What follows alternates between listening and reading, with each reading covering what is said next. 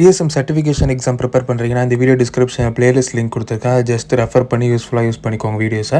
இந்த வீடியோவில் வந்து ஸ்க்ரம் வந்து ஃப்ரேம் ஒர்க்ட்டு போன வீடியோ அதுக்கு முந்தின வீடியோலாம் பார்த்தோம். ஸ்க்ரம் ஃப்ரேம் ஒர்க்னா okay. Heartbeat of the ஸ்க்ரம்னா என்ன அப்படின்னு கேட்குறாங்க. ஹார்ட் பீட்னா வேறு எதுவும் இல்லை, ஸ்க்ரம்மோட முக்கியமான 3 பொருட்கள் இருக்குது. அது என்னெல்லாம் பார்த்தீங்கன்னா பில்லர்ஸ் ஆஃப் த ஸ்க்ரம், அதாவது ஸ்க்ரம்மிட்டு அந்த ஒரு ஃப்ரேம் ஒர்க்கை தாங்கி பிடிக்கிற ஒரு தூண்ட்டு சொல்லலாம். அந்த 3 பில்லர்ஸ் என்னெல்லாம் பார்த்தீங்கன்னா transparency, inspection, adaptation.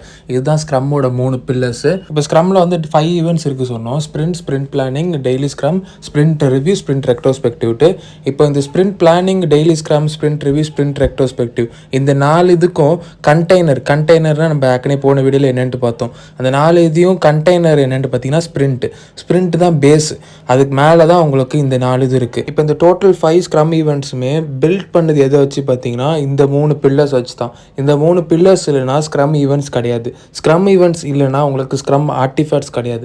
Scrum artefacts இல்லைனா ஸ்க்ரம் ரோல்ஸே கிடையாது. டோட்டலாக ஸ்க்ரம்மே இல்லாமல் போயிடும். அதனால் இந்த 3 பில்லர்ஸ் தான் ரொம்ப முக்கியமானது. இப்போ வந்து ஸ்க்ரம் பில்லர்ஸ் வந்து உங்களுக்கு சூப்பராக புரிஞ்சிருக்கும் நம்புகிறேன். இப்போ வந்து நம்ம ஒரு இதோட மீனிங் பார்ப்போம். டிரான்ஸ்பரன்சினா என்ன அப்படி பார்த்தீங்கன்னா, ஈச் ஸ்பிரிண்ட் வந்து டெவலப்பர்ஸ் வந்து ஒரு இன்க்ரிமெண்ட் ட்ரை பண்ணுவாங்களா, அதாவது டெஃபினிஷன் ஆஃப் டன்னை நோக்கி ஓடுவாங்க. அந்த மாதிரி டெஃபினிஷன் ஆஃப் டன் வந்து ஒரு இன்க்ரிமெண்ட்டை கொடுக்கறதுக்கு வந்து நிறைய ஒர்க் இன் பிட்வீனில் நடக்கும். சொல்லப்போனால் ஈச் இண்டிவிஜுவல் டீம் மெம்பர்ஸ்க்கு ஒரு ஒர்க் அலோகேட் பண்ணியிருப்பாங்க, ஒரு டாஸ்க் அலோகேட் பண்ணியிருப்பாங்க. அந்த டாஸ்க் எல்லாமே கம்ப்ளீட் பண்ணி தான் ஒரு இன்க்ரிமெண்ட் கொடுப்பாங்க ஒரு ஸ்பிரிண்ட்டில். அந்தமாதிரி ஈச் இண்டிவிஜுவல்ஸும் ஒரு டாஸ்க் கம்ப்ளீட் பண்ணும்போது எந்த ஒரு டாஸ்க்கும் என்னென்ன ப்ரோக்ரஸில் இருக்குது, யார் என்னென்ன கம்ப்ளீட் பண்ணியிருக்கா அதெல்லாம் தெரியுறது வந்து டிரான்ஸ்பரன்சி தான். அதாவது டிரான்ஸ்பரன்சி மூலமாக அவங்க என்ன ஒர்க் பண்ணியிருக்காங்கன்ட்டு டீம் மெம்பருக்கு விசிபிலிட்டி தான். அதான் டிரான்ஸ்பரன்சி.